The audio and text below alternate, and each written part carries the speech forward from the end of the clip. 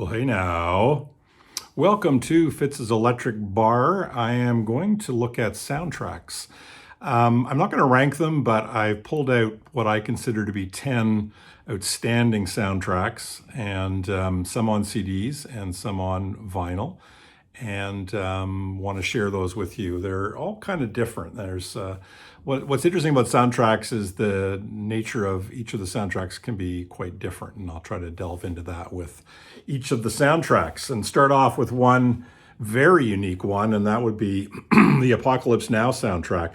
Anybody who saw this film, it was for me in my university days. I think maybe it was high school, but I think it was university. This to me was just a spectacular movie. Based on Heart of Darkness, Joseph Conrad, Martin Sheen. God, what was his name? Some of the people who are in this film are just fantastic, and it's really just a gripping tale of what it was like to be somebody young going off to war in Vietnam, and the complete cluster F that was the Vietnam War in terms of the generals, the direction, the strategy. It seemed like things were breaking down all over the place, and the ones who were paying the price were the ones on the ground, the kids. And so many great lines in this movie that for years I quoted them. Friends and I would quote these at times. Who's in charge here? Ain't you?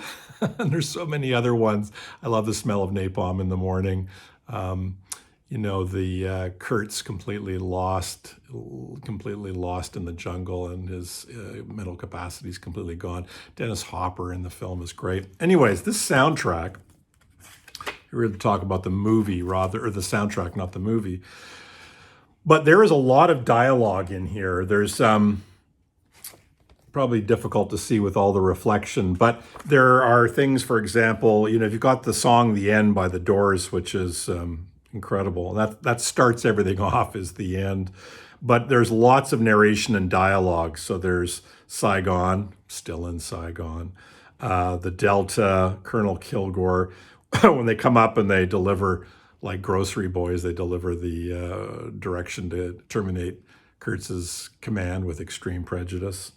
But there's so much dialogue, and there's also great sounds from the movies. And they've got the Ride of the Valkyries as well, but the helicopter sounds, and it's really great. And when we were in university and we were silly, immature boys, we would put the speakers on our windowsill and blast the music out, and then take pictures of people looking up above, wondering why there was the sound of helicopters, machine gun fire, and weird disjointed dialogue. So Apocalypse Now, just a outstanding 2-disc soundtrack. Another one, I've never been much of a sci-fi guy, and my friends know that any movie that has spaceships in it, I'm usually out. But Blade Runner was really exquisite. Harrison Ford and what was her name? The actress, Sean Young, I think. But Vangelis, the soundtrack. When you play this soundtrack, it really evokes the movie and the mood of the futuristic city, and it was really good. So this is a great soundtrack. Blade Runner, Vangelis. Other one that's really great is this was my first real introduction to Philip Glass and Koyaanisqatsi. Koyaanisqatsi, I don't know what language it is, but it means life out of balance. And the visuals in this movie of the world kind of running amok, I don't know, it's kind of like they've got all these patterns, like, the crossing at Shibuya, but there's a lot of urban and nature where things seem to be sort of sped up, and it all starts to seem kind of chaotic, lots of entropy. And the soundtrack, Koyaanisqatsi, is great. There's just some Tibetan monk kind of quality to some of this stuff. The repetition of Philip Glass, real mood maker. And my fourth is a Motorcycle Diaries. The Gustavo Santaolalla, I'm sorry if I'm not pronouncing it right, but South American artist, I think. The original, he performed the original score, 25 tracks. It's a great movie. It's about the time when Fidel Castro was, I guess when he became politicized and he went through South America and he started to recognize that people were living in poverty and that kind of, and it was with a doctor friend of his. I think those are the characters playing Castro and his friend on the motorcycle, but driving all over what I believe was South America. I should know better, but this is a really nice soundtrack, really great. Now on to the vinyl. I've mentioned this quite a bit, so I won't say much more, but really one of the great soundtracks, reggae, soul tinged, but just a fabulous The Harder They Come. Outside of the movie, it's just a standalone killer soundtrack. Another one that I've always just absolutely loved is the soundtrack to Peter Gabriel soundtrack to Martin Scorsese's Passion, The Last Temptation of Christ. Was a very controversial movie.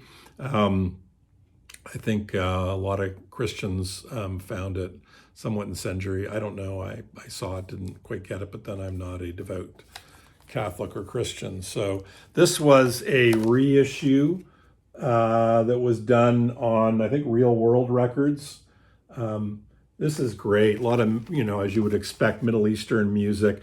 There's also a record called Sources, and it was a lot of the material from the Middle East in particular that inspired Peter Gabriel in creating the soundtrack to this movie.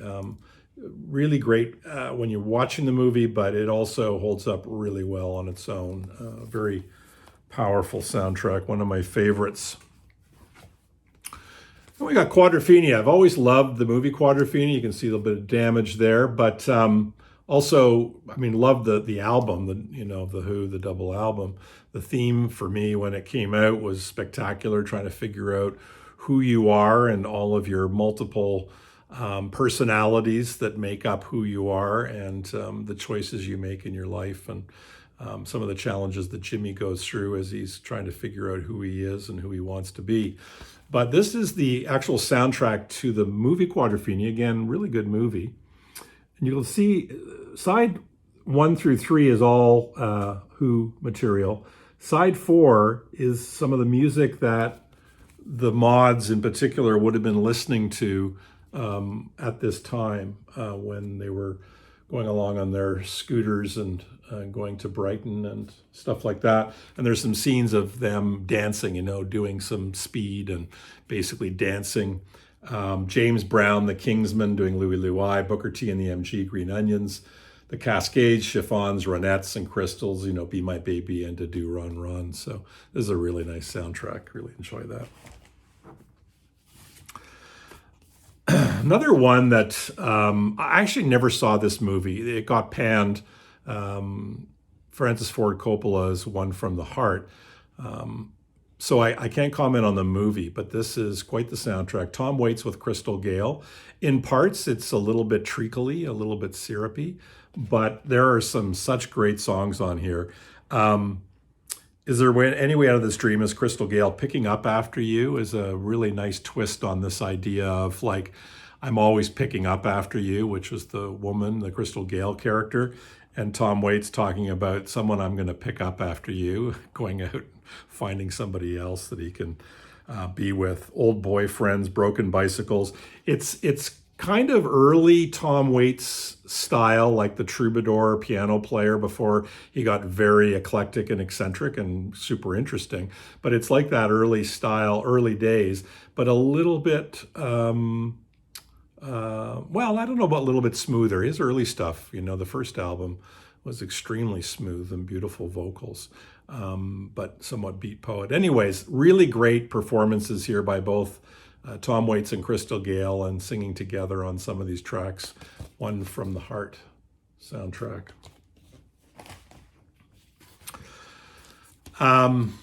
I've showed this before, but Coal Miner's Daughter, Sissy Spacek playing Loretta Lynn, outstanding movie, outstanding soundtrack, and Sissy Spacek is actually singing the Loretta Lynn songs here.